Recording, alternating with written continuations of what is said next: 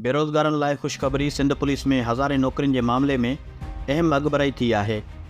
IG Sindh रिफ़त Mukhtar राजा जी सदारत हेठि अङारे ॾींहुं सिंध पुलिस में 25,000 एहलकार भर्ती करण जे हवाले सां अहम इजलास थियो, जंहिंमें DIG establishment headquarter, AIGs operations establishment ऐं एडमिन शरीक थिया, जॾहिं त वाइस चांसलर सखर IBA ऐं ॿियूं अख़्तियारियूं वीडियो लिंक ज़रिए शरीक थियूं।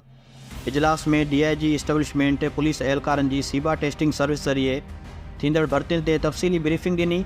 हिन ॿुधायो त 25,000 एहलकारनि जी भर्तियुनि लाइ मरहलेवार टेस्ट शेड्यूल मुतारफ़ करायो वेंदो। कोशिशि हूंदी त टेस्ट में शामिल थियण जे अमल खे वधीक आसान बणायो वञे। हिन चयो त समूरनि क़ानूनी घुर्जुनि खे जल्द पूरो कयो वञे। भर्तियुनि में औरतुनि, अक़लियत ऐं ख़ासि माण्हुनि जी मख़सूस कोटा जो बि ख़्यालु रखियो वञे। उन मौक़े ते IG सिंध चयो त वॾे वज़ीर 25,000 एहलकारनि जी भर्ती जा हुकुम ॾिना आहिनि। भर्तियुनि सां न रुॻो पुलिसिंग खे अर्थी मिलंदी, पर हज़ारे नौजवाननि खे रोज़गार बि मिलंदो। हिन चयो त समूरनि क़ानूनी घुर्जुनि खे जल्द पूरो कयो वञे।